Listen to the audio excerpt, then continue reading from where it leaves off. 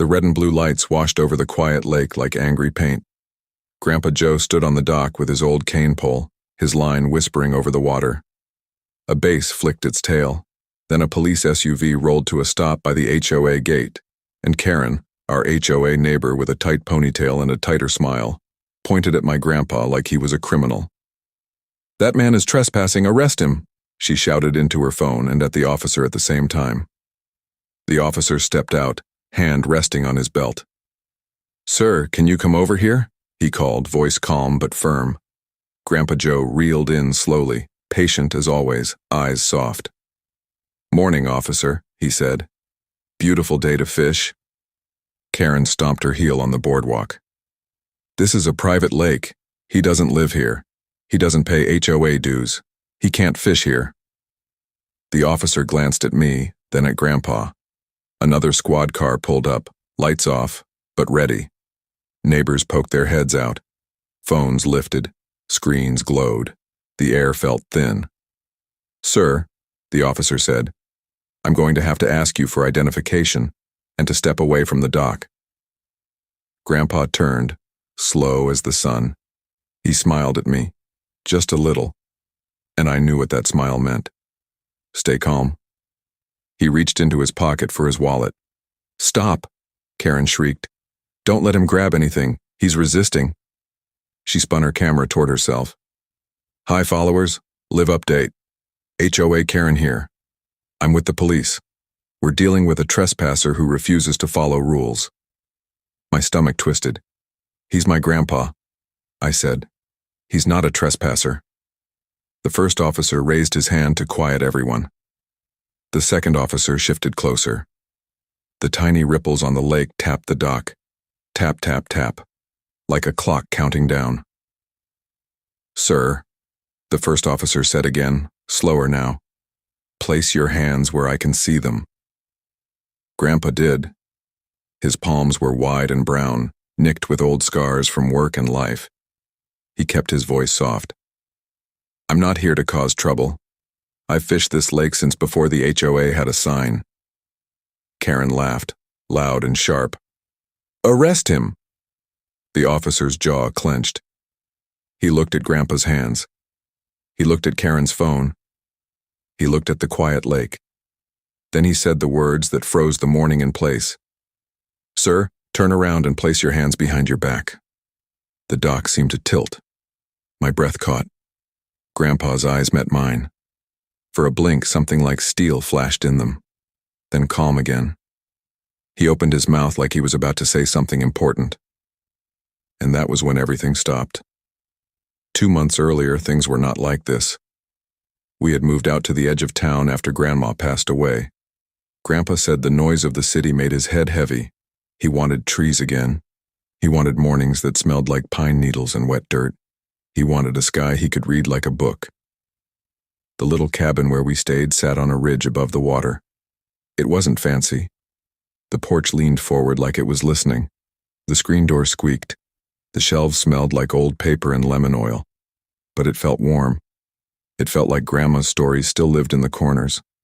On our first morning there, Grandpa handed me a metal thermos and a tackle box with dents in the lid. "Come on, Ethan," he said. "Let's go meet our lake." The trail down to the water curved under big maple trees. The lake was still, like a giant piece of glass. Mist sat low over the surface and peeled away as the sun climbed. A pair of ducks floated by like little boats. Grandpa breathed in deep and let it out slow, the way he did when something tasted sweet. "Your grandma loved mornings like this," he said. "Always said the water holds our quiet." He taught me how to tie the knot so the hook wouldn't slip. He showed me how to feel the line with my fingers, how to watch the tip of the pole, how to wait without getting angry at waiting. "Patience," he said, "is a kind of strength." We fished the public cove the map showed. We picked up trash other people left. Plastic rings, a bent soda can, a sandwich wrap that blew like a ghost along the shore. Grandpa put it all in a bag, shaking his head. "Leave a place better than you found it, or don't touch it at all." That first week, we met a few neighbors when we walked the road by the gated entrance. Some waved, friendly. Some waved, polite. And one, Karen, didn't wave at all. She marched by with a clipboard, measuring tape hanging from her belt, lips pressed thin. "Morning," Grandpa offered. She didn't slow. "You're not on the roster," she said. "Where do you live?" "Up by Ridge Cabin," Grandpa said. "That's outside the HOA," she replied. "Don't park on our street, don't use our trash cans, don't use our dock." Her eyes flicked to the tackle box. "And definitely don't fish in our lake." Grandpa nodded, as if she'd said the weather might be hot later. "Have a nice day, ma'am." She stared 1 second longer, then clipped away. Her ponytail swung like a metronome. We didn't fish her side of the lake. We stayed on public land. We minded our business. But we learned quickly that some folks didn't believe in public the way maps did. The HOA had posted new signs the month before we moved. No trespassing. Community members only. Violators will be prosecuted. The signs leaned over scrub grass as if the ground itself was tired of holding them. One Saturday morning, Grandpa set a paper on the table beside the pancakes he'd made. "Your grandma would scold me if I kept this to myself," he said. The paper looked old around the edges, but the words were strong. It had our family name. It had dates and little stamps. It was a deed from long ago, from when the land was split and sold, chunk by chunk. It showed an easement along the shore, right of access for our cabin lot, right of use of the water for small boats and fishing as long as we respected rules of safety and cleanliness. "Grandma kept everything," Grandpa said, tapping the corner. "She said one day we'd need proof of who we are and where we stand." "Does Karen know about this?" I asked. "She will. But kindness first," he said. "Always kindness first." Kindness didn't mean weakness for Grandpa. It meant you tried to understand the person across from you. It meant you spoke truth without a raised voice. And if someone pushed, you took one step back so you didn't have to push too. But he had a line inside him, steady as the horizon, that he didn't let anyone cross. We fished quiet places. We gave away the extra fish to Mr. Leonard down the dirt road, who had a bad back and loved fried catfish more than dessert. We smiled at kids on bikes. We helped Mrs. Brown when her grocery bag broke in the parking lot. Every kindness felt like a little stone in a jar, filling the house with a light sound when the wind came in the screen door. Then came the letters. A white envelope with HOA in bold letters slid under our cabin door one afternoon. Notice: fishing permits are required to use HOA waters. Another envelope the next day. Notice: non-residents may not use HOA amenities. A third.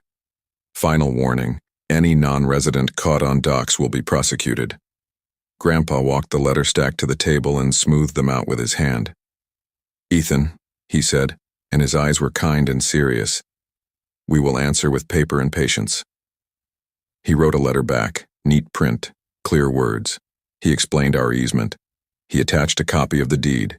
He said we respected the community and its rules, and we would follow posted safety signs and hours. He asked for a meeting. He signed it. With respect, Joseph Carter. We hand-delivered it to the HOA office, a little room next to the pool with a bulletin board full of lost dog notices and yoga class times. Karen took the letter without looking up from her computer. "Leave it," she said. "We'll review." "Thank you," Grandpa replied. "Have a good afternoon." We waited a week. Nothing. We waited 2. Another letter arrived. Denied. No explanation. Just a stamp in red ink that bled through the paper like a bruise. "Kindness first," Grandpa reminded me, even as my jaw tightened. "But we don't vanish." So he printed the deed again and wrote a new note, calm as a gospel verse.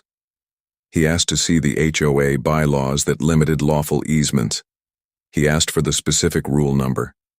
He asked to speak with the board. Another week passed. A small boy named Milo came by our fence with his fishing rod and a hopeful face. "My mom says I can't fish with you anymore," he said. "She said someone will call the police." Grandpa knelt so their eyes were level. You listen to your mom for now, he said. We'll figure this out, okay?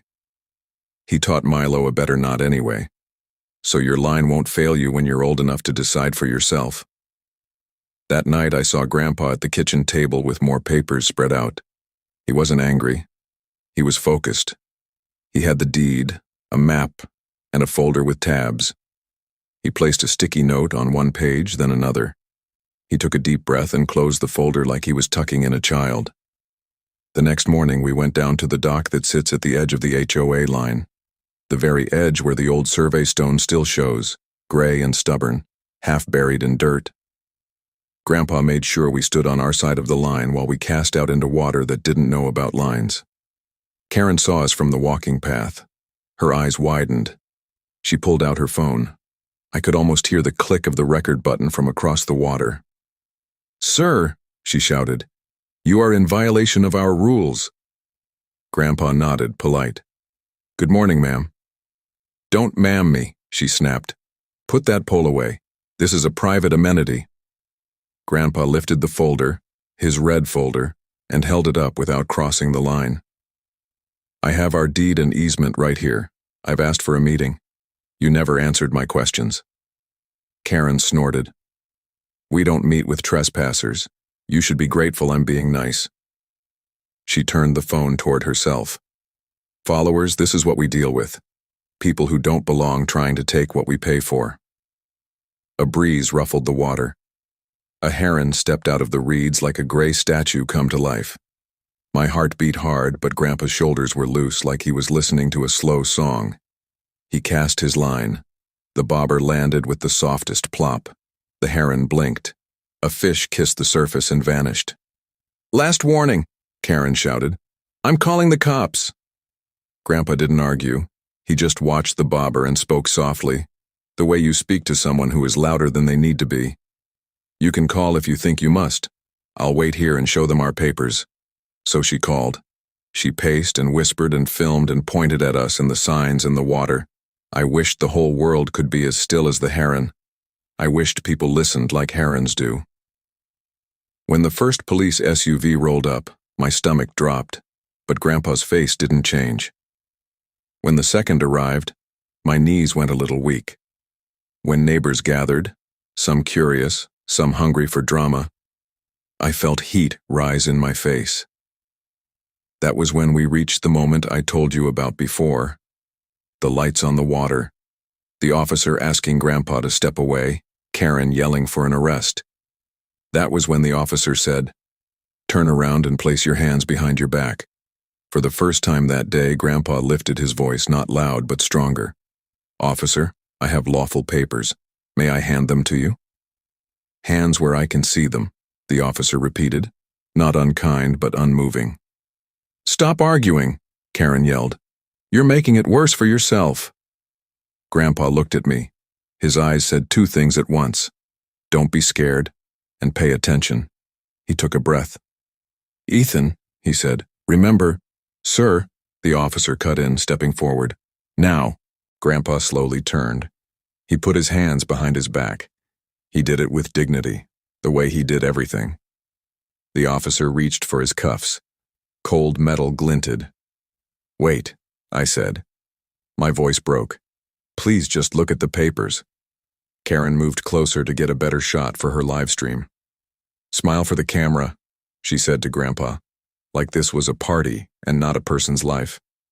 And then, just when it seemed the whole day would lock shut with that click of the cuffs, a pickup truck pulled up fast and braked hard. A tall man in a county windbreaker jumped out with a tube under his arm. He jogged toward us, waving a rolled-up map. "Hold on," he shouted. "Hold on, don't cuff him. I'm from the county surveyor's office."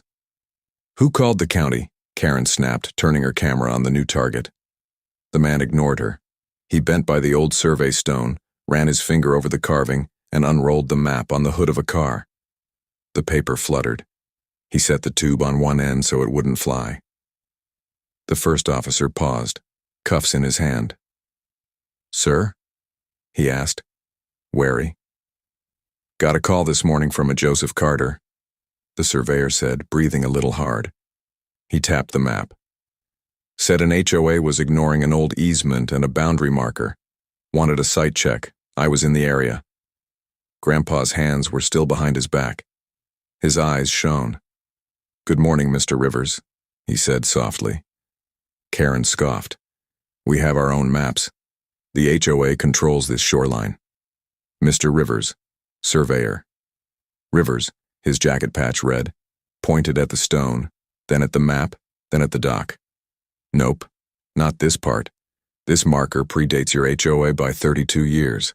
The original subdivision plan granted a 10-foot access along here to the Carter parcel and water use rights. It's recorded. You can't take it away with bylaws." The officer lowered the cuffs an inch. He looked at Karen. He looked at Grandpa. He looked at the stone, stubborn in the dirt. Karen's mouth opened and closed like a fish, but no words came for a beat. Then she stretched her smile too wide and shoved her phone closer. "Fake," she said. "This is all fake." Grandpa, hand still behind him, said, calm as rain, "Kindness first, ma'am, but truth is truth." The officer's radio crackled. He pressed a finger to his earpiece, listening. His eyes narrowed, not angry, just thinking. The second officer stepped closer to glance at the map.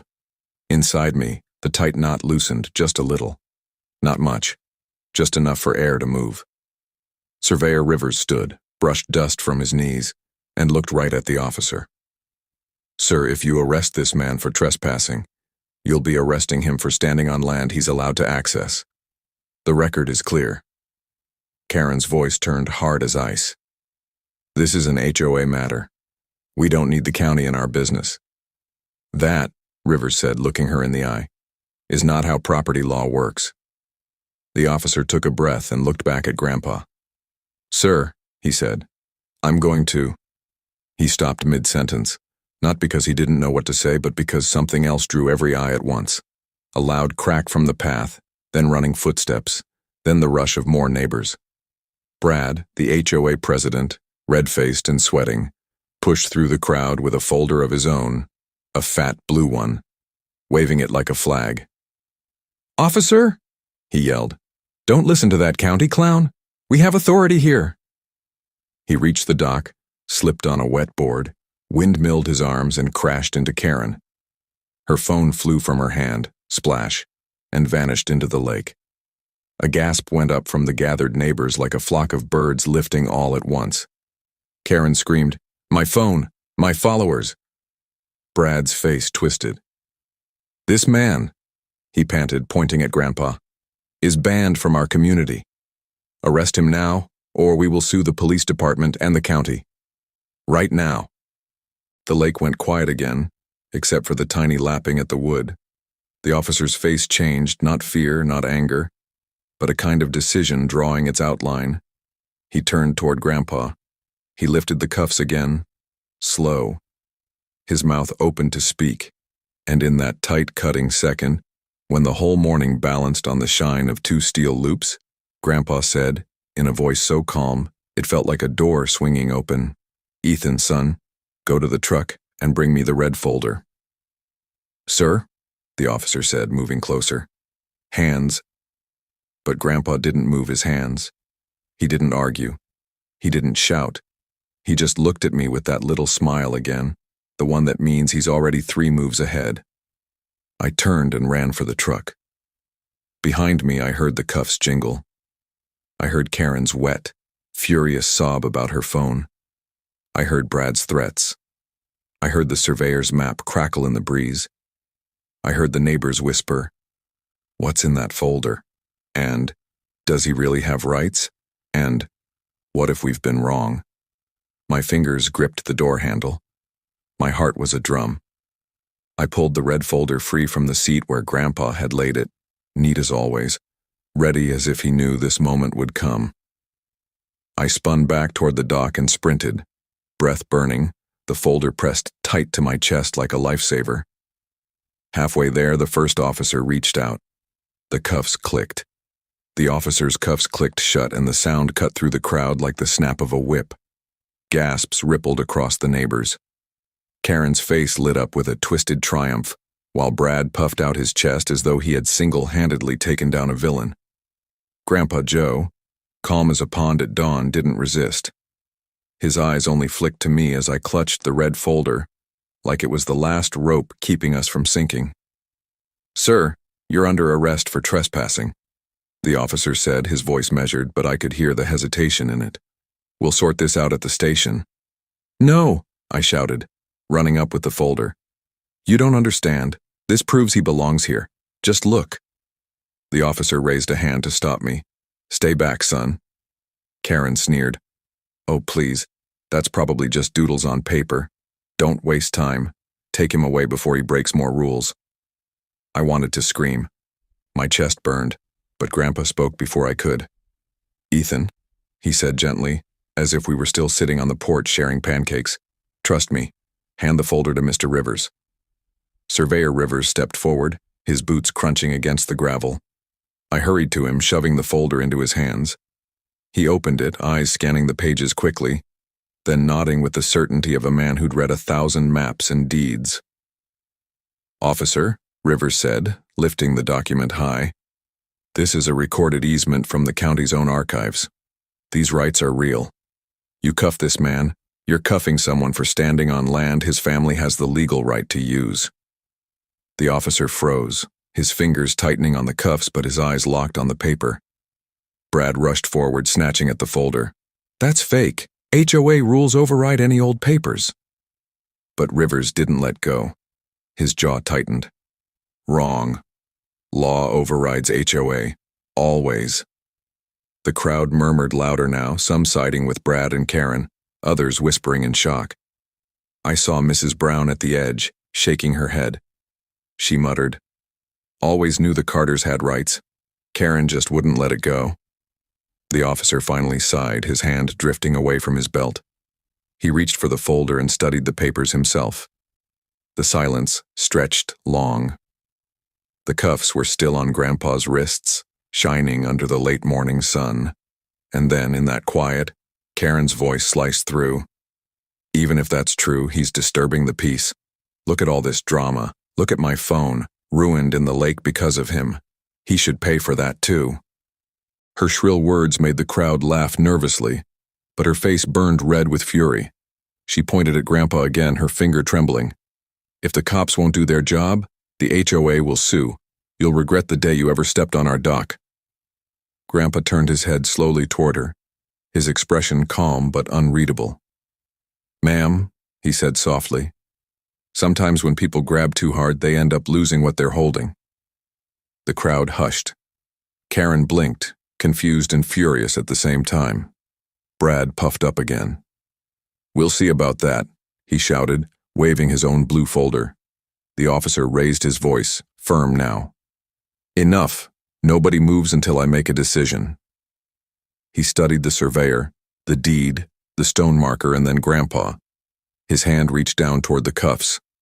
And that was the exact second when a loud crash echoed from behind us. The sound of breaking glass, a child screaming. Everyone's heads whipped around to see Milo, the little boy who used to fish with us, standing by the HOA's community shed. He had tripped, fallen, and smashed through the old glass side panel. Blood streaked down his arm as he wailed in shock. The crowd gasped. His mother screamed, running toward him. The police officers swore and bolted to help. And in that moment, with Milo crying out and everyone distracted, Grandpa's hands were still cuffed, and Karen's smirk returned like a storm cloud. She whispered loud enough for me to hear, "Good. While they're busy, maybe I'll finally get rid of him once and for all." And that was when everything shifted again. The scream of little Milo cut through the chaos like a siren. His small frame trembled as his mother held his bleeding arm, shouting for help.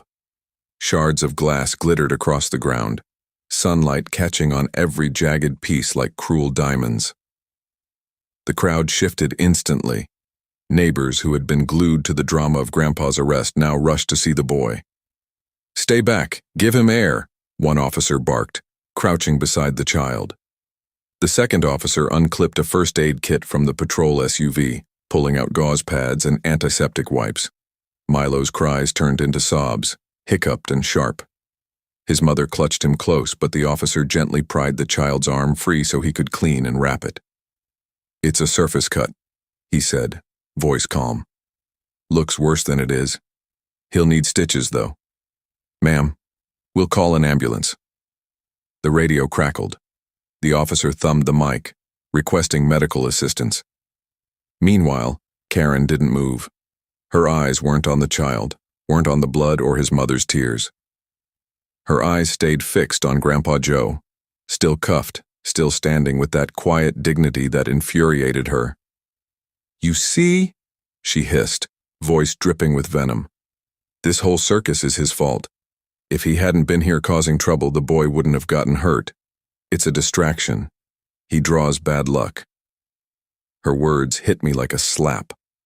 I couldn't believe she would twist Milo's accident into an attack on Grandpa. My fists clenched at my sides. "That's not true," I shouted. "Milo's just a kid. He tripped." "Silence," Karen snapped, pointing at me as though I were her enemy too. "Your grandfather has stirred up this whole community. This mess started with him, and it's going to end with him out of here, once and for all." The crowd murmured again, some uneasy, some swayed by her fire. But others were shaking their heads. Mrs. Brown muttered, "How heartless, blaming an old man when a child is bleeding." Brad, sweat dripping from his forehead, saw his ally losing ground. He jumped in, shouting louder than anyone. "Don't listen to them. The HOA has rules, and rules are what keep communities safe. If we start bending them for one man, we'll lose control. No exceptions." His words rolled over the neighbors, but there was no cheer this time, only silence. At that moment, the ambulance pulled up, siren wailing. Paramedics rushed to Milo, lifting him onto a stretcher with gentle hands. His cries softened to whimpers, his mother brushing his hair back, whispering that everything would be okay. The sight made my throat tighten. Grandpa watched, eyes filled with a quiet sorrow as though remembering another child from another time. The paramedics wheeled Milo away, neighbors parting like waves. The officers, once tense, now seemed more human, faces drawn with worry for the boy. One officer glanced back at Grandpa, then at the surveyor still holding the red folder. Surveyor Rivers cleared his throat. "Officer, I can't tell you how to do your job, but I can tell you that if you haul this man off in cuffs while a child is lying in a hospital bed, this community will never forgive it. And the county records are clear. This easement is older than any HOA paperwork." The first officer rubbed his forehead, visibly torn. "We've got a disturbance call, multiple complaints, conflicting claims, and one child bleeding," Rivers added sharply. "Ask yourself, what's the real danger here? An old man fishing? Or neighbors weaponizing the law because of grudges?" Karen shrieked like a kettle boiling over. "You can't talk to them like that. You don't live here. You don't have a vote." Rivers turned, his calm like steel wrapped in velvet. "Ma'am, I don't need a vote. I have the law." The crowd murmured louder now, shifting tides. Some nodded, others frowned at Karen's outburst. The balance was tipping, and she felt it, so she lashed out. "You think you're clever?" She spat at Grandpa. "You think waving some old paper around makes you special? You're nothing but a freeloader. You don't belong here, and I'll make sure you regret every second you've spent by this lake." Her voice cracked, shrill with fury. But Grandpa didn't flinch. He didn't even raise his voice. He simply turned his head toward her, cuffs still on his wrists, and said, "Ma'am, belonging isn't about papers. It's about how you treat the people around you." His words floated over the crowd like ripples across the lake. Simple, true, and they hit harder than any shouted threat. Karen's mouth opened, but no sound came out. Brad sputtered, trying to rally, but even his voice wavered now. The officer at last exhaled deeply. He looked at the cuffs on Grandpa's wrists, then back at me clutching the folder, then at the neighbors gathered in silence. Slowly, deliberately, he reached for the key. Click. The cuffs fell away. Grandpa rubbed his wrists lightly, then nodded at the officer with calm respect. "Thank you." Relief surged through me like a flood. I wanted to shout, to cheer, to hug him, but I knew better. The storm wasn't over. Karen gasped as though the air had betrayed her. "What are you doing? You can't just let him go. You'll regret this." The officer's voice was firm now, steady as stone. "Ma'am, this man has legal documents proving his right to be here. Until a court says otherwise, he's free." Karen's face twisted, her anger boiling so hot it nearly shook her shoulders. Brad tugged at her arm, whispering something sharp in her ear, but she yanked away. "No," she hissed. "If the cops won't deal with him, we will." And with that, she stormed off toward the HOA office, stomping her heels like hammers against the boardwalk. Brad scrambled after her, blue folder clutched in sweaty hands. The crowd slowly dispersed, murmuring, whispering, throwing glances back at Grandpa with a mixture of respect and unease. For a moment, silence returned to the lake. The heron stretched its wings and glided across the water as though nothing had happened. Grandpa sat down on the dock, easing his knees. He cast his line again, the bobber plopping into the still water. "Grandpa," I whispered, still shaken, "aren't you mad? After everything they did? After calling the cops?" He smiled faintly, his eyes following the ripples. "Anger is a fire, Ethan. Feed it too much and it'll burn you before it burns anyone else." "But they're not stopping," I said. "You heard her. She's going to keep coming after you." His smile deepened, though it wasn't warm, it was knowing. "Let her come. She doesn't realize yet. She's already losing." I frowned, confused. "Losing what?"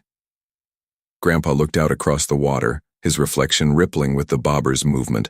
His voice was soft, but it carried a weight that settled in my chest. "Everything she thinks she controls." Before I could ask more, the sound of footsteps returned. Karen and Brad marched back with 2 more HOA board members trailing behind them. One was Mrs. Jenkins, a thin woman with sharp eyes behind her glasses. The other was a younger man named Tom, who always looked like he'd rather be anywhere else. Karen held a thick stack of papers now. "We've drafted an emergency motion," she announced, her voice shrill but rehearsed. "Effective immediately, we are revoking all fishing rights on this lake until further notice. No exceptions. Anyone caught fishing will be fined, and if necessary, sued. And you, Mr. Carter," she jabbed a finger at Grandpa, "you'll be the first." Brad puffed up beside her. "We'll bankrupt you if we have to. Don't test us." Gasps rippled from a few neighbors still lingering nearby. Mrs. Brown stepped closer, shaking her head. "That's absurd, Karen. You can't just change the rules overnight. People have fished here for decades." "It's legal," Karen barked. "We voted just now. It passed 3-1. Majority rules." She threw a glare at Tom, who looked at the ground and didn't speak. Grandpa didn't flinch. He reeled in his line, placed the pole gently on the dock, and stood up slowly. His back was straight, his eyes calm. He walked toward Karen, stopping just a few feet away. "You can make all the motions you want," he said softly. "But law doesn't bend for anger, and truth doesn't vanish because you shout louder." Karen's face flushed crimson. "We'll see about that." She spun on her heel and stormed off again, Brad and the others scurrying after her like shadows. I turned to Grandpa, my heart racing. "What do we do now? They're not going to stop. They'll change every rule, every law, just to drive us out." Grandpa's eyes narrowed, but not in fear, in focus. "Then it's time we stop waiting for them to act. It's time we act ourselves." He picked up the red folder again, tucking it under his arm with quiet determination. "Tomorrow, Ethan, we go to the county office. If they want a fight on paper, we'll give them one. But we won't fight with anger. We'll fight with truth." I swallowed hard, nodding. My chest burned with both fear and pride. And just when I thought the day's storms were over, a shout echoed from the far side of the lake. "Fire! Fire at the clubhouse!" Smoke curled into the sky, black and thick, rising fast from the HOA's prized building. Neighbors screamed, running toward it. Sirens wailed in the distance again. Karen's voice rose above the chaos, shrieking across the water. "This is his fault. He cursed this place." All eyes turned back to Grandpa, standing calm on the dock. the red folder under his arm, the smoke rising behind him. And for the first time, I saw something flicker in his eyes. Not just calm, but the faintest spark of revenge. The black smoke rose higher, twisting against the blue sky like a dark hand clawing upward. Shouts echoed from the far side of the lake as neighbors sprinted toward the clubhouse, their sandals slapping against the boardwalk, their voices high and panicked. The siren of the fire truck could be heard faintly in the distance, growing louder with each passing second. Grandpa Joe didn't move. He stood steady on the dock, his fishing pole at his feet, the red folder tucked beneath his arm like a shield. His eyes followed the rising smoke, but his face didn't betray fear, or shock, or even worry. It was calm, the kind of calm that made everyone else uneasy. Karen, red-faced and wild, pointed at him from across the water. "It's his fault.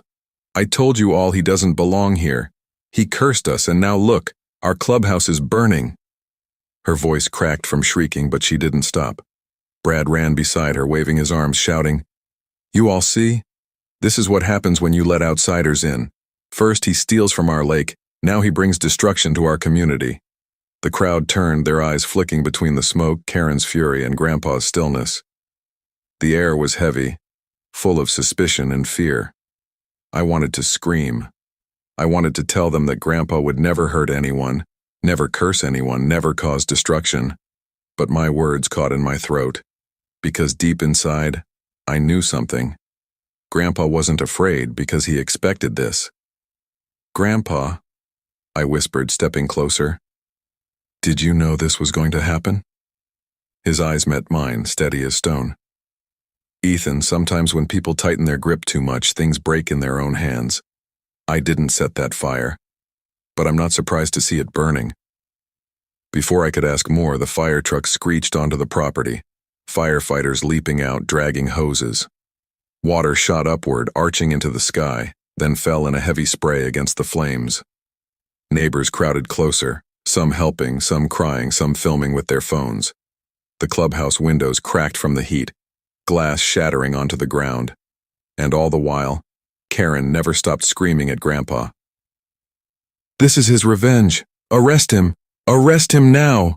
she shouted, her hair frizzing in the heat, her voice hoarse.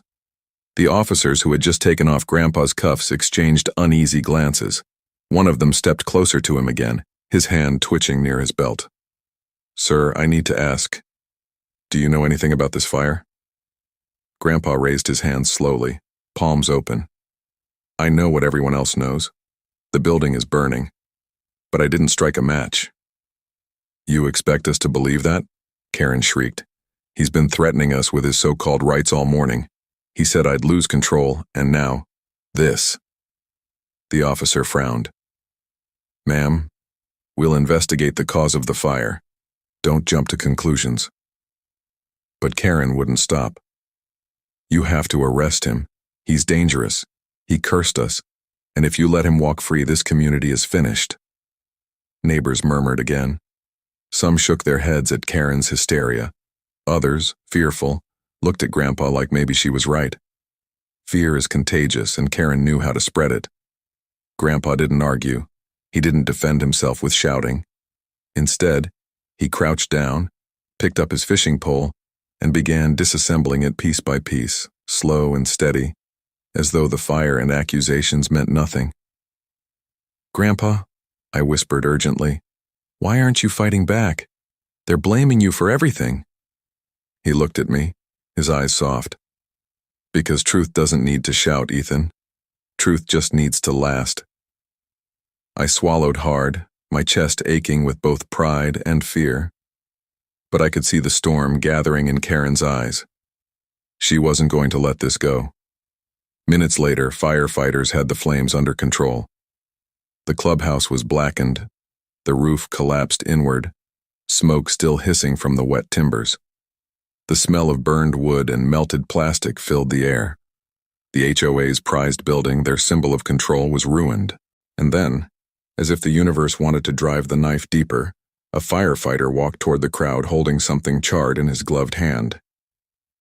"Found the cause," he called out. Electrical box inside was overloaded. Too many wires running through one outlet. been a hazard waiting to happen. The crowd gasped.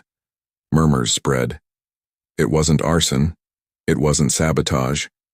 It was neglect. Karen froze, her face pale beneath the soot on her cheeks. Brad's eyes widened. They looked at each other, panic flickering like sparks. Because everyone knew, the HOA board was responsible for maintenance of the clubhouse. The firefighter added, "This was negligence, could have been prevented." All at once, the murmurs turned into pointed whispers. Fingers began to shift, not toward Grandpa, but toward Karen and Brad. This is on them. They were supposed to fix the wiring last year. They used our dues for flowers and new signs instead. Karen's face twisted. "Lies!" she shouted. "That man, he cursed it, I tell you. He cursed it." But her words sounded hollow now. The neighbors weren't buying it anymore. Grandpa finally stood, dusted off his hands, and tucked the red folder under his arm again. His voice carried across the crowd, soft but firm. Sometimes when you point at others long enough, the truth comes back and points at you. The neighbors murmured louder, nodding. Karen's mouth opened, but no words came. Brad stepped back, his face slick with sweat. The officer cleared his throat. "Mr. Carter, you're free to go. You've done nothing wrong here today." Relief rushed through me. But even as we turned to leave, I saw it. The wild, burning promise in Karen's eyes. She wasn't finished. Not by a long shot. As we walked back toward our cabin, I whispered, "Grandpa, what now? She's going to come after you harder. I can feel it." Grandpa nodded slowly, his face lit by the dying smoke. "Yes, Ethan, she will. And when she does, she won't realize she's walking into her own trap." I frowned, confused. "What trap?" He smiled faintly, that same knowing smile he always wore when he was 3 steps ahead. The kind people set for themselves when they believe rules matter more than people. That night, the lake was quiet. The burned shell of the clubhouse stood black against the moonlight. And in the stillness, I could almost hear Karen's voice echoing across the water. "This isn't over, not until I ruin him." And I knew, deep in my chest, that the real battle hadn't even started yet. The lake lay still under the moonlight, as if it were holding its breath. The charred clubhouse sat on the far side like a blackened skeleton, its once bright windows now dark hollows. The neighbors had all gone back to their homes, whispering behind closed doors. Only the sound of crickets and the gentle lapping of water against the dock remained. I sat on the porch steps of our cabin, staring across the lake, my head full of questions. Karen's voice still echoed in my ears. "This isn't over. Not until I ruin him."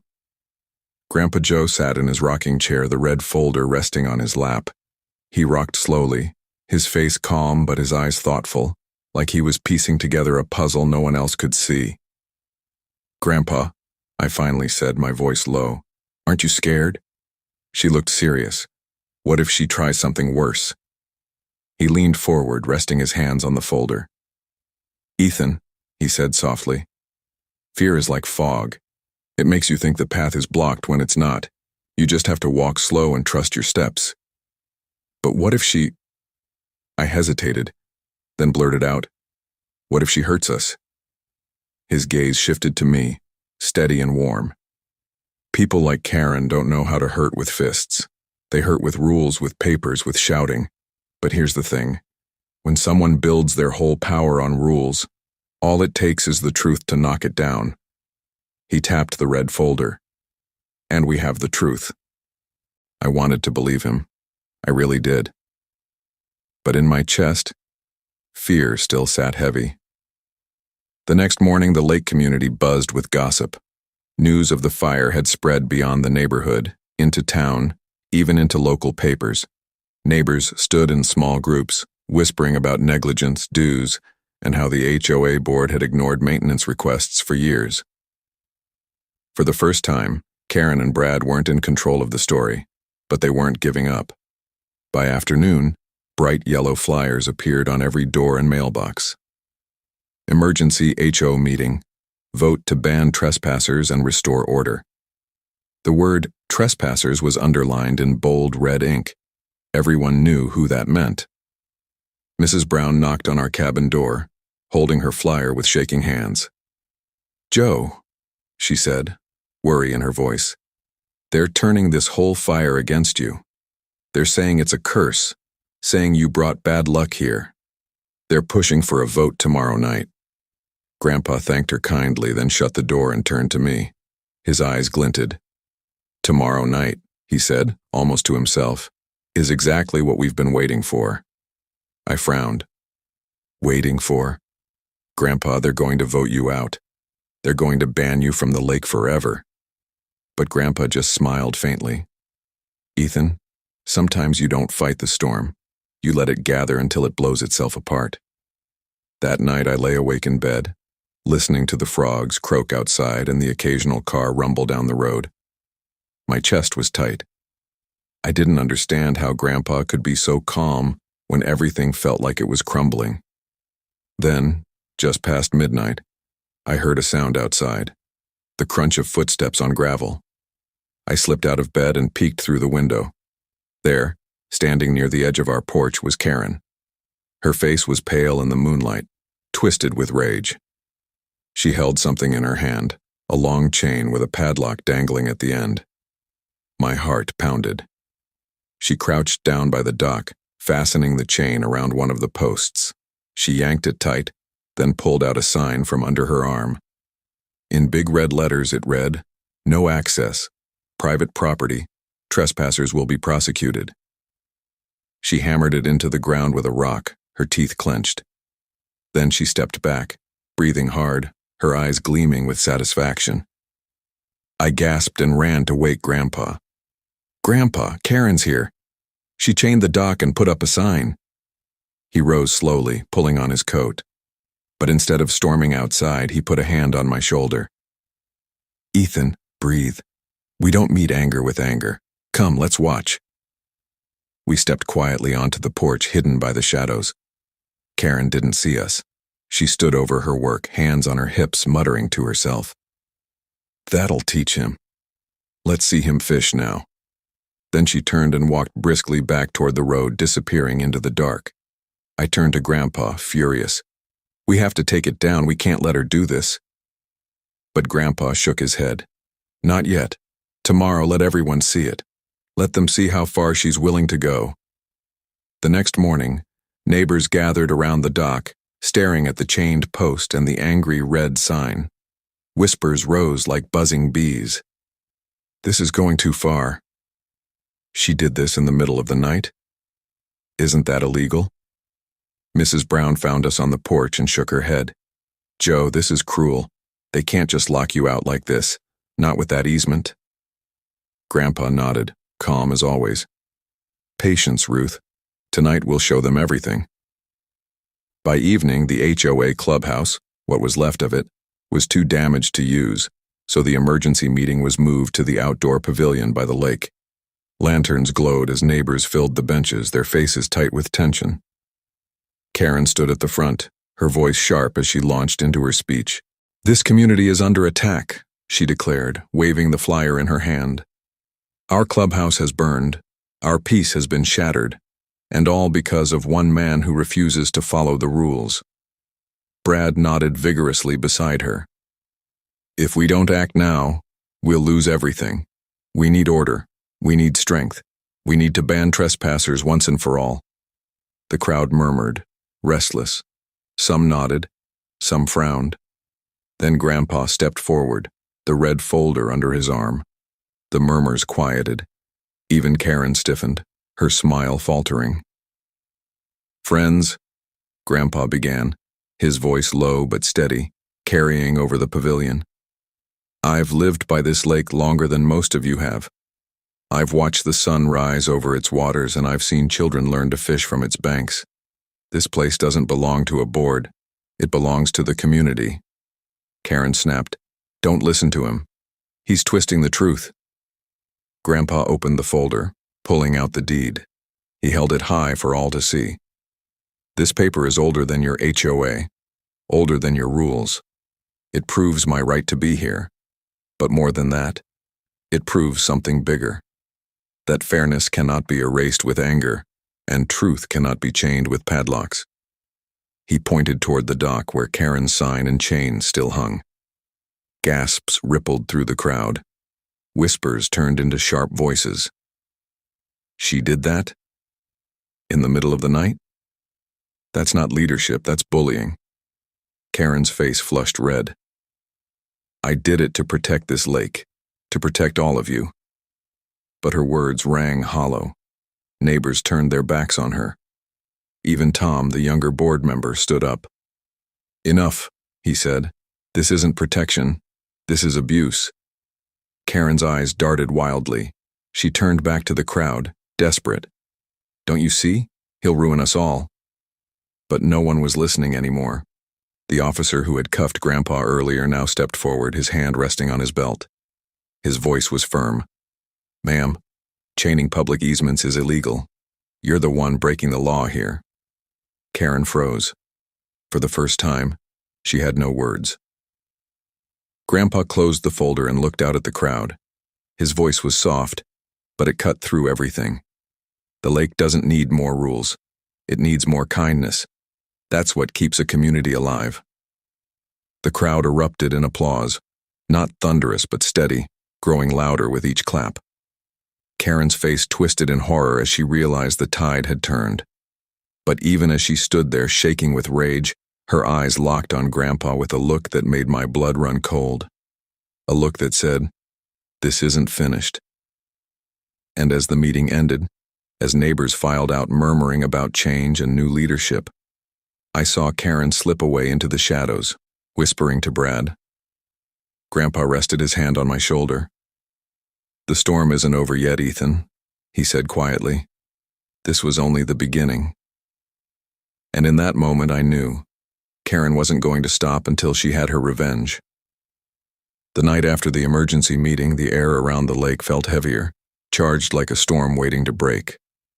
Though the neighbors had seen the truth, though they'd watched Karen chain up the dock and expose her own cruelty, something told me she wasn't done. The way she had slipped into the shadows with Brad whispering, her face pale with rage, I couldn't shake it. I sat awake in my bed, staring at the ceiling while the crickets chirped outside. Grandpa Joe was still on the porch, rocking slow in his chair, the red folder resting on his lap like always. He didn't seem worried, not outwardly, but I knew him well enough to see the way his eyes lingered on the tree line, watching for movement, listening for sounds no one else would notice. Finally, I padded outside and sat next to him on the porch steps. Grandpa, I whispered. She's not going to stop, is she?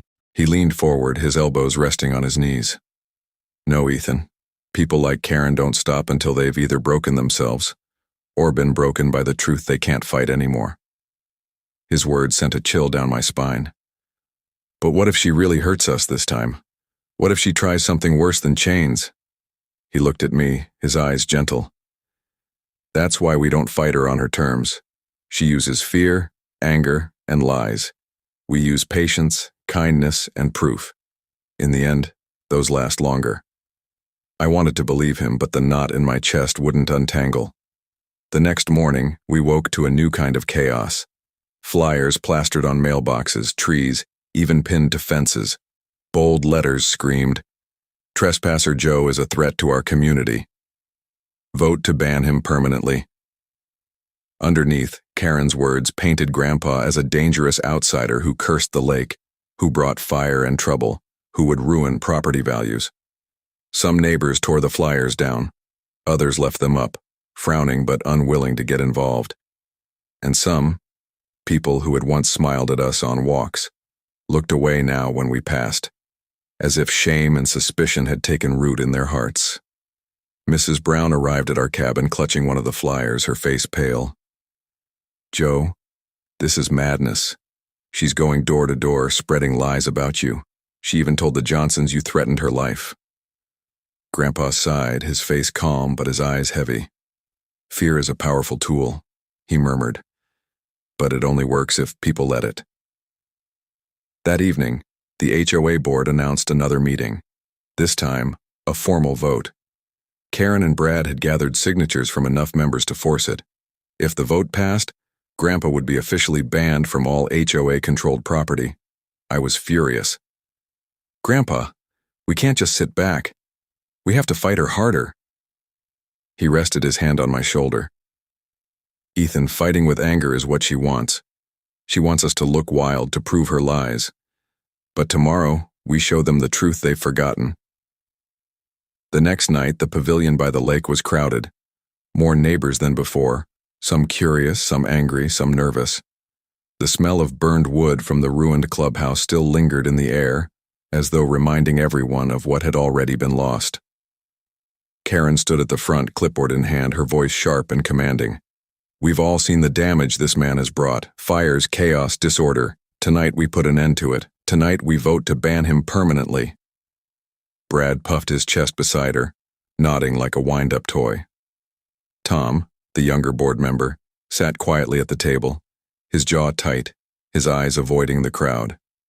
When Karen finished her speech, mutters rippled through the crowd. Some nodded in agreement. Others frowned.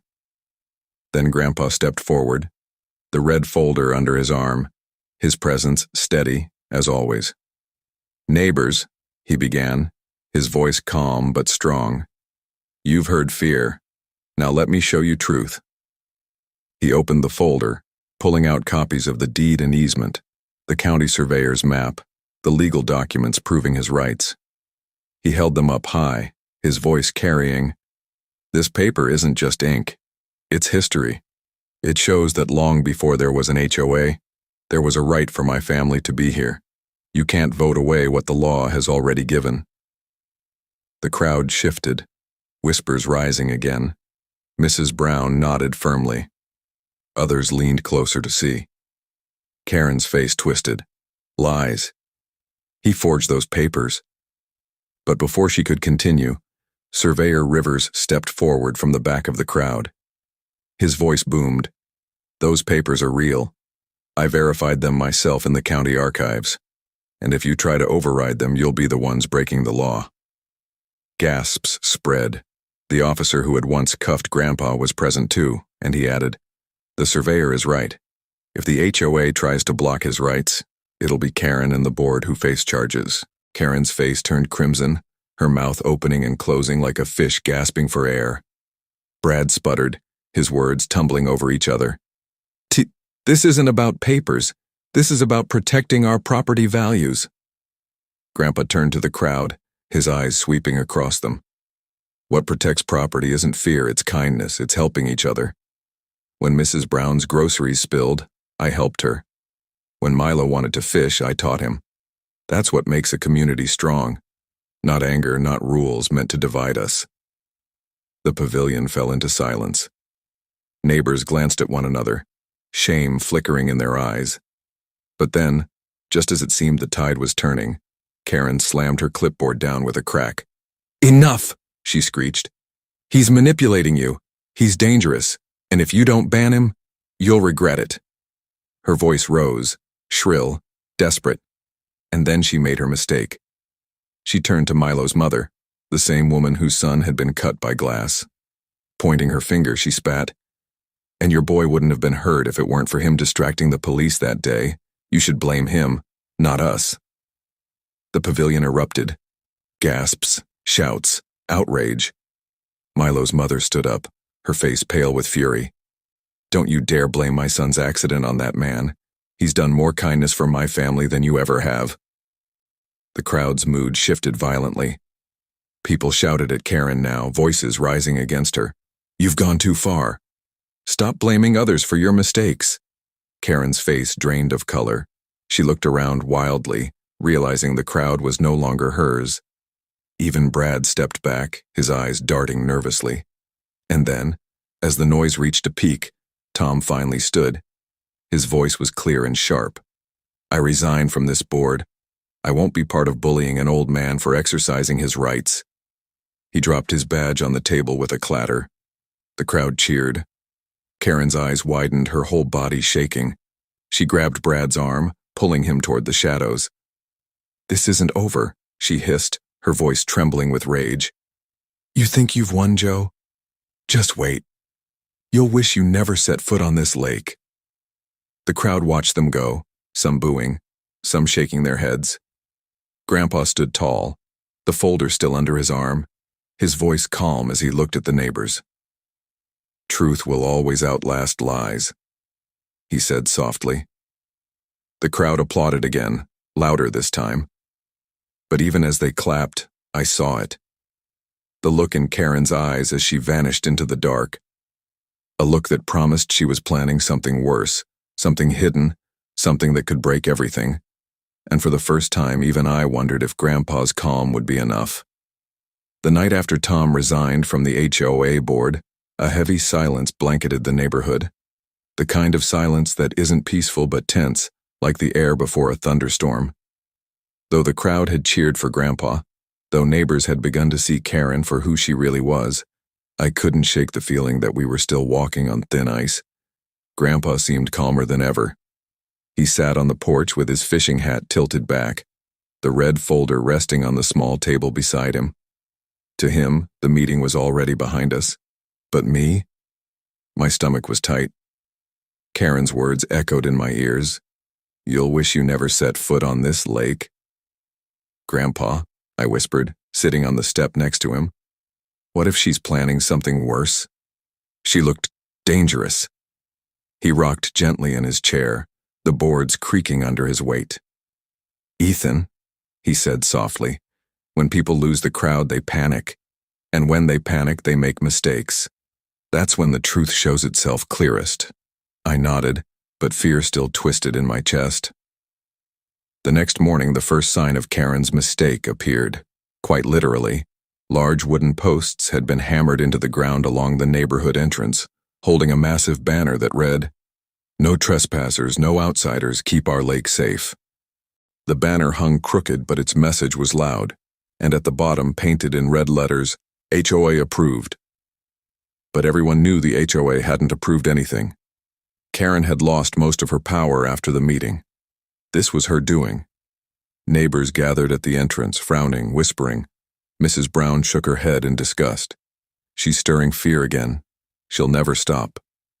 Grandpa walked up calmly, studying the sign as though it were nothing more than a bird's nest blown out of place. Fear shouts, he murmured. Truth waits. Before long, Karen herself appeared, clipboard in hand, strutting like she was leading a parade. Brad trailed behind, sweating, but following orders as usual. Attention, everyone, Karen shouted. This banner is a warning. We can't let dangerous outsiders threaten our community again. If you see Joseph Carter anywhere near this lake, report him immediately. We'll file charges. Gasps rippled through the crowd. Some neighbors rolled their eyes, others shifted nervously. One man called out, "Karen, enough. He's lived here longer than most of us." Another added, "You're embarrassing this whole neighborhood." But Karen's eyes blazed. Embarrassing? What's embarrassing is letting someone who doesn't pay dues steal from us, fishing here without contributing a cent. He's laughing at all of us. Her words pricked the crowd, planting seeds of doubt again. I clenched my fists. But before I could speak, Grandpa stepped forward, red folder under his arm. "Karen," he said calmly, "if you're so certain about rules, why not let the law settle it? Instead of banners and midnight chains, why not go to court?" Karen froze. Her eyes darted. For a moment she had no words. The crowd murmured louder. "He's right. If it's really illegal, take it to court. Why all the drama?" Karen's face flushed and she snapped, "Fine, maybe I will." She stormed off, dragging Brad behind her. Grandpa turned to the neighbors, his eyes kind. "Friends, don't let fear drive you. A community built on fear will always fall.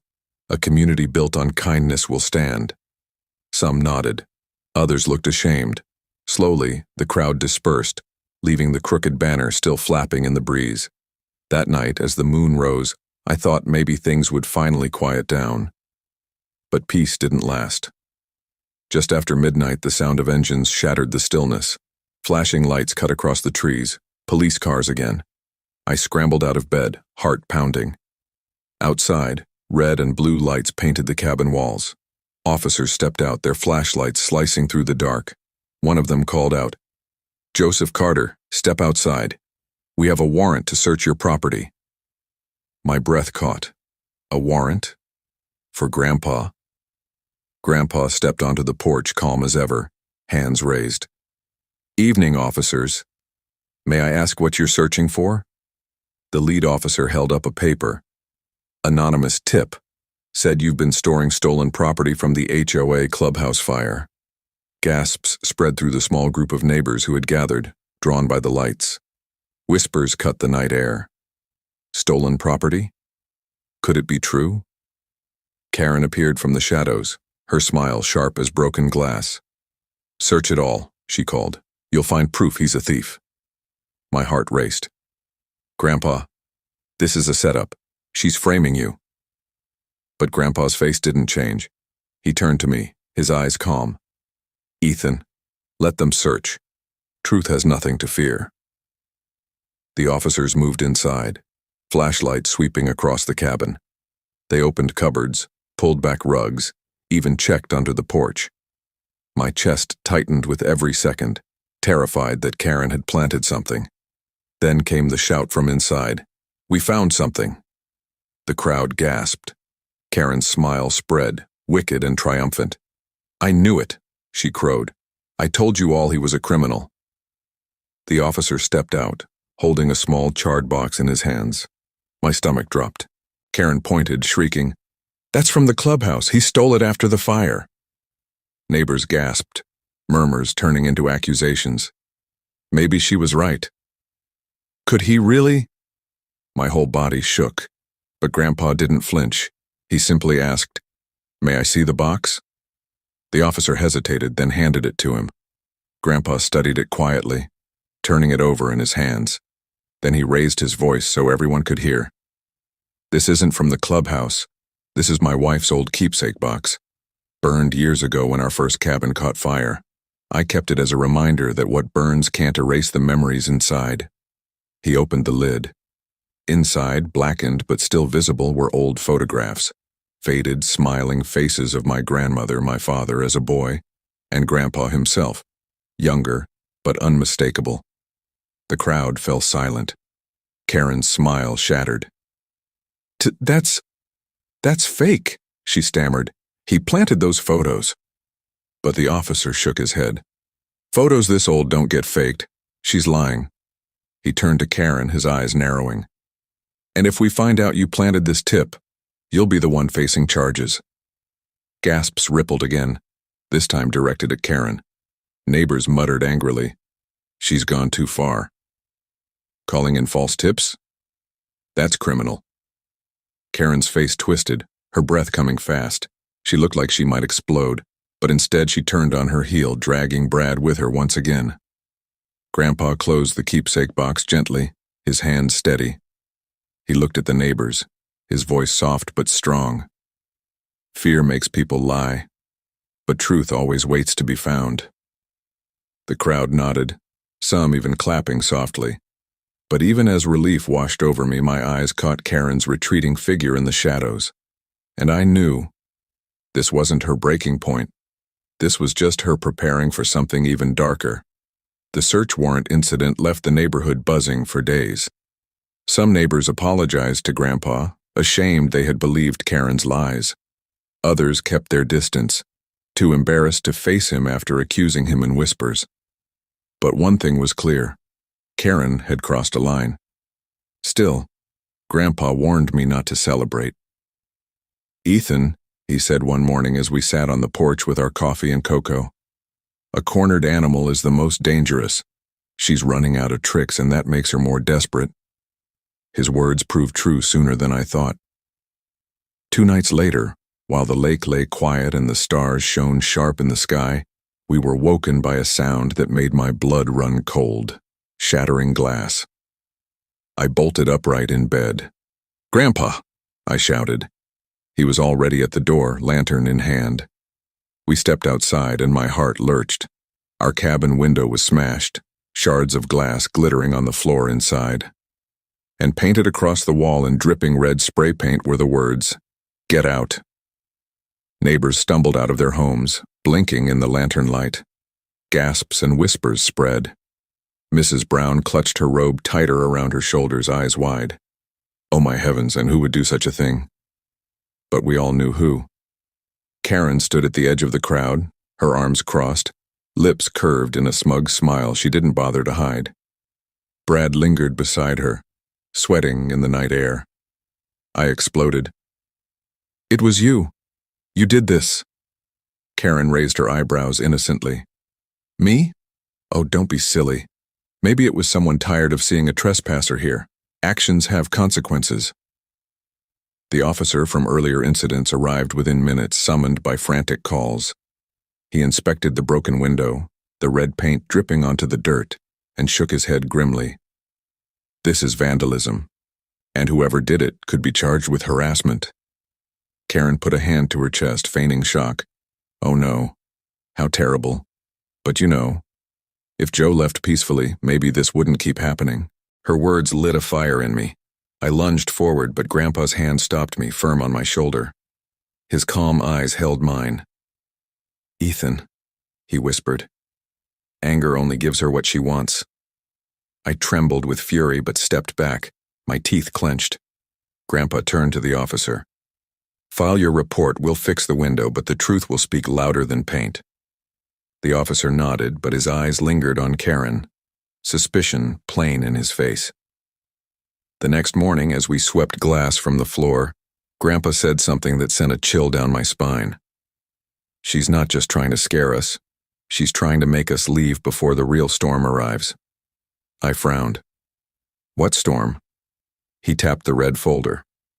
Court. She's preparing for it, and she knows she doesn't have the law on her side, so she's using fear instead. Sure enough, 2 days later, an envelope arrived. Thick, stamped with legal seals. A lawsuit. The HOA, led by Karen and Brad, was officially suing Grandpa for unauthorized use of HOA property, disturbance of community peace, and damages to the clubhouse. I stared at the paper in shock. Damages to the clubhouse? But the fire was because of the wiring. Grandpa nodded calmly. Yes, which is why they're afraid, because the court will see the truth. But I could feel the fear in the neighborhood.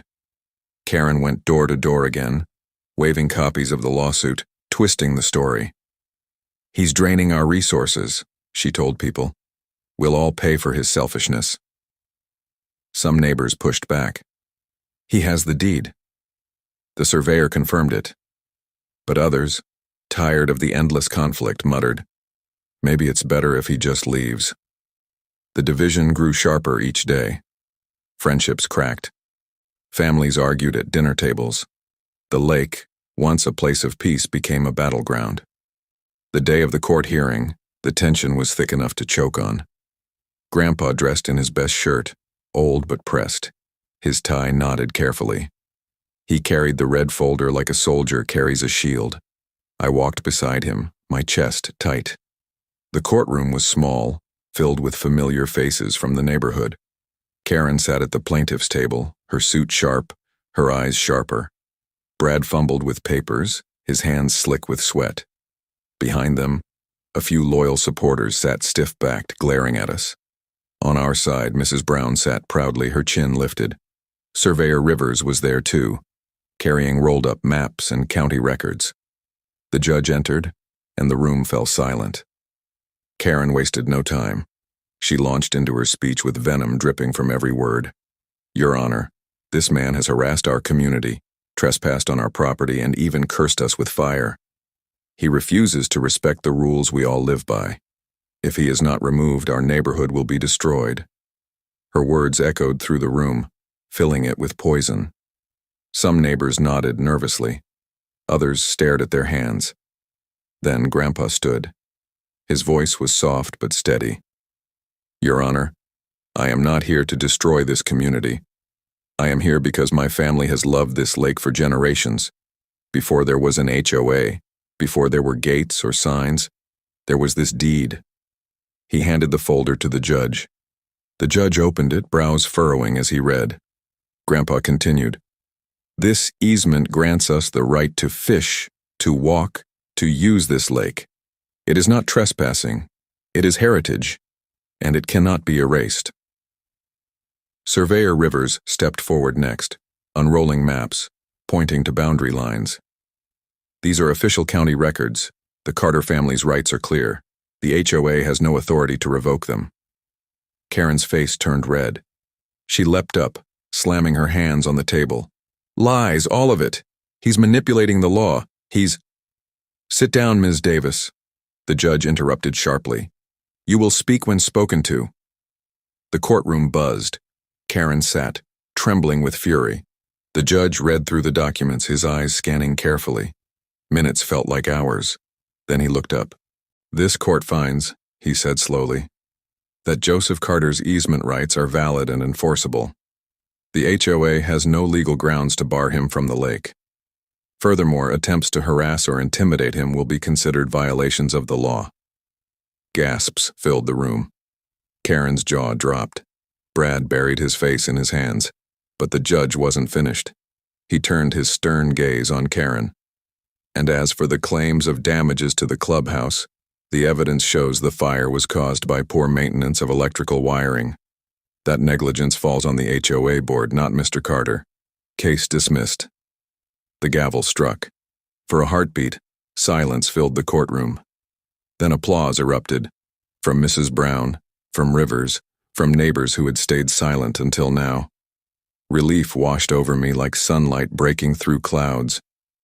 Grandpa simply bowed his head, murmuring, "Thank you, Your Honor." But as we turned to leave, I caught sight of Karen. Her face was pale, her eyes wild, her lips whispering words I couldn't hear. And in that moment, I knew this wasn't the end. Because Karen wasn't just beaten, she was humiliated. And humiliation is fuel for revenge. Outside the courthouse, as neighbors congratulated Grandpa and shook his hand, I saw Karen and Brad huddled together in the shadows. Her voice carried just enough for me to hear. "If I can't beat him with rules," she hissed, "I'll destroy him another way. One he'll never see coming." A chill ran through me. Grandpa placed a steady hand on my shoulder. "The storm is breaking, Ethan. But sometimes, the fiercest winds come at the end." And as we walked toward the truck, I couldn't shake the feeling that Karen's next move would be her darkest yet. The courthouse victory should have ended it all. Grandpa's rights had been proven in front of everyone. The judge's ruling was final. Neighbors who had doubted him now offered handshakes and even shy smiles. Some muttered apologies, embarrassed that they'd ever believed Karen's lies. But peace never came. Karen had been humiliated in public, and humiliation is a poison some people can't swallow. It eats at them until they lash out, no matter the cost. For days, she disappeared. No flyers, no screaming at neighbors, no angry live streams. Brad was seen once or twice at the HOA office, looking smaller than ever, but Karen? Gone. And the silence was worse than her shouting. One night, as I sat on the porch with Grandpa, watching the moon ripple across the lake, I whispered, "Do you think she's done?" Grandpa leaned back in his chair, his hands folded over his chest. "No, Ethan. Quiet like this isn't surrender. It's planning." He was right. The next morning, we woke to a sickening sight. Our garden, Grandma's old garden, the one Grandpa had kept alive for years, was destroyed. Plants ripped up by the roots, flowers trampled. The tomatoes smashed against the cabin wall like someone had thrown them in rage. Spray painted across the fence in jagged black letters was one word: leave. My stomach twisted. I wanted to scream, to run to Karen's house and shout the truth in her face. But Grandpa just stared at the ruined garden, silent. His hand trembled slightly, the first sign of anger I'd seen in him since this all began. He bent down, picked up one broken tomato, and cradled it in his hand, like it was something delicate. "Your grandma planted this soil with love," he murmured. "And love can't be destroyed with boots and paint." Tears stung my eyes. "But Grandpa, she's never going to stop. She's ruining everything you care about." He straightened, his shoulders square. "Then maybe it's time. he said softly. For her to learn that truth doesn't just defend, it fights back. That evening, neighbors gathered again, drawn by the sight of the ruined garden. Mrs. Brown shook her head, fury in her eyes. This has gone too far. Joe, we all know who did this. Others nodded, muttering angrily. But some still looked nervous. What if she really does something worse? One man whispered. She's out of control. Grandpa stood before them, calm as always, though I could feel the steel in his voice. She thinks power comes from fear, but fear can only last if good people stay silent. Tomorrow, we'll show her silence no longer protects her. The next day, Grandpa went into town. He came back with a stack of papers and a determined look in his eyes. What are those? I asked. Petitions, he said simply, to dissolve the HOA. My jaw dropped.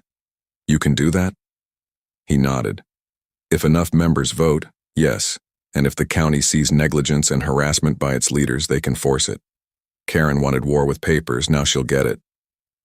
We spent the next week walking door to door, talking to neighbors. Some slammed their doors in our faces, too afraid of Karen's wrath. But many listened. Some even signed eagerly. She chained the dock. She called the cops for no reason. She blamed a child's accident on you. She vandalized your home. One by one, people realized Karen's reign of fear was hurting them all. But just when things seemed to be shifting, Karen struck again. Late one night, a storm rolled in, thunder rumbling, rain lashing against the cabin roof. I was half asleep when I heard it. A loud crack, followed by shouting outside. Grandpa and I rushed to the porch, lanterns in hand. The wind whipped our clothes, rain stinging our faces. And there, at the dock, stood Karen and Brad. They were prying at the old survey stone, the one that marked Grandpa's easement rights. Brad struggled with a crowbar, grunting, while Karen urged him on, her hair plastered to her face with rain. "Dig it out," she screamed. "If there's no marker, there's no proof." My stomach lurched. "Grandpa, they're destroying the evidence."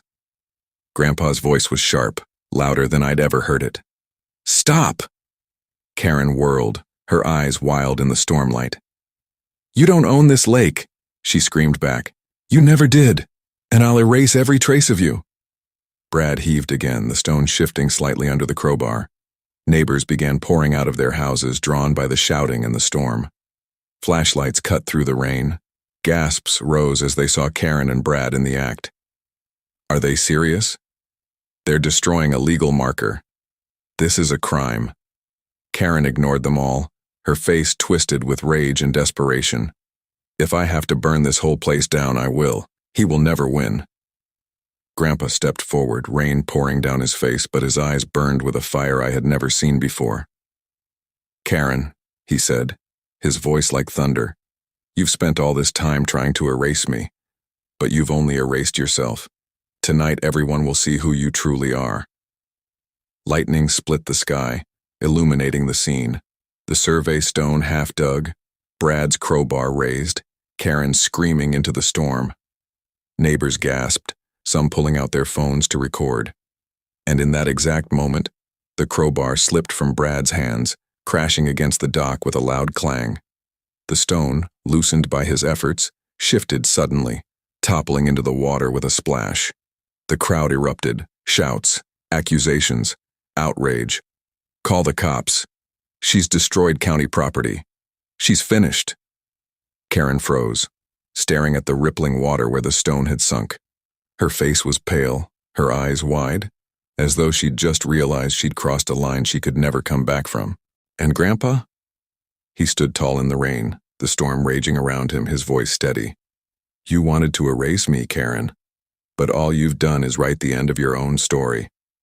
The flash of police lights cut through the storm, sirens wailing. Karen's scream echoed across the lake. "No, this isn't over. It will never be over." But even her voice was drowned out by the thunder, by the shouting neighbors, by the rising tide of truth that had finally turned against her. The storm raged as the police cars rolled up, their red and blue lights piercing through the sheets of rain. Officers jumped out, their boots splashing in the mud as they rushed toward the dock.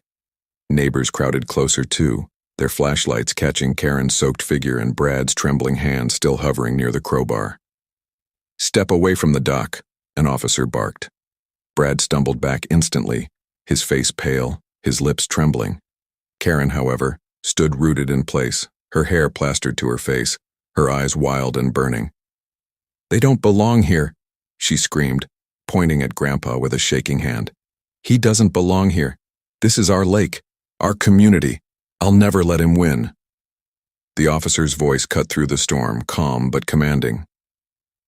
"Ma'am, you've just been witnessed by multiple people attempting to destroy county property. That survey stone you dislodged, that's a legal boundary marker. Tampering with it is a criminal offense." Gasps rippled through the crowd. Neighbors muttered in disbelief. She really did it. She's lost her mind. She's finished.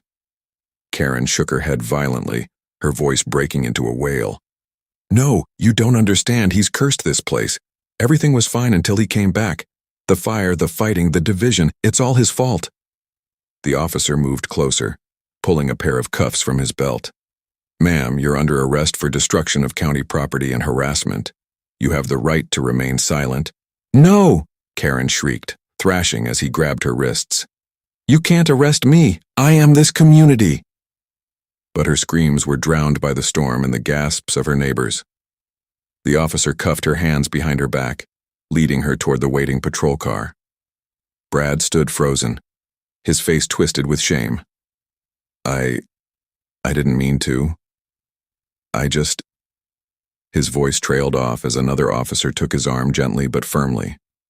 Grandpa stepped forward then, his posture steady despite the rain soaking through his clothes. He looked at the officers, his voice calm. "Thank you. She needed to be stopped before she destroyed more than just a stone." One officer nodded, glancing at Grandpa with respect. "You showed more patience than most men would have. The court ruling already proved your rights. Tonight proved your character." Neighbors slowly gathered closer, their flashlights lighting up Grandpa's figure on the dock. Mrs. Brown's voice broke the silence first. "Joe, I'm so sorry we ever doubted you. You've done nothing but show kindness even when she tried to destroy you." Another neighbor added, "You've been more of a community leader than the HOA ever was." Voices rose in agreement, nods spreading through the crowd. For the first time, it wasn't Karen's voice echoing across the lake. It was the voices of people waking up to the truth. Grandpa's eyes softened. He raised his hand slightly and the crowd quieted.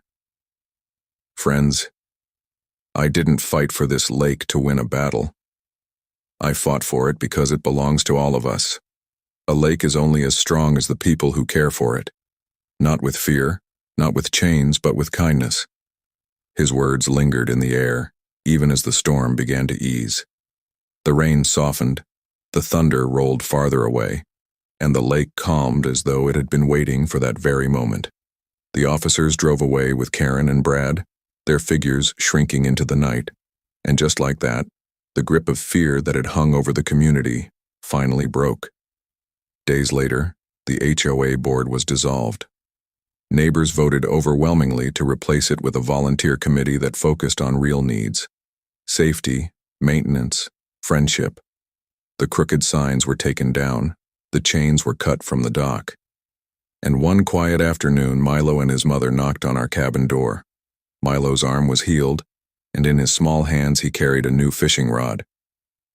"Mr. Carter," he said shyly, "will you teach me again?" Grandpa's smile was brighter than I'd seen in years. "Of course, son. The lake always has room for another fisherman." We walked down to the dock together. The sun shimmered on the water, the air smelled of pine and wet earth, and the heron stood quietly on the shore as if blessing the moment. Grandpa handed Milo the line, guiding his hands with patience, just like he had guided mine. "Fishing," he said softly, "isn't about catching fish. It's about learning patience. It's about listening to the water and to each other." Neighbors began to gather, watching quietly, some even bringing their own rods. Laughter replaced whispers. Kindness replaced suspicion. As I sat beside Grandpa on the dock, the red folder resting beside him, I realized something. This wasn't just about fishing, or rights, or winning a fight. It was about showing a community what it had forgotten. That real strength isn't in rules or fear, but in the quiet power of truth and kindness. I looked at Grandpa, his reflection rippling in the water, and thought, Karen had tried to destroy him with anger, but all she had destroyed was herself. And in the end, Grandpa didn't just get sweet revenge, he got something far greater. He got his lake back. Where are you watching from?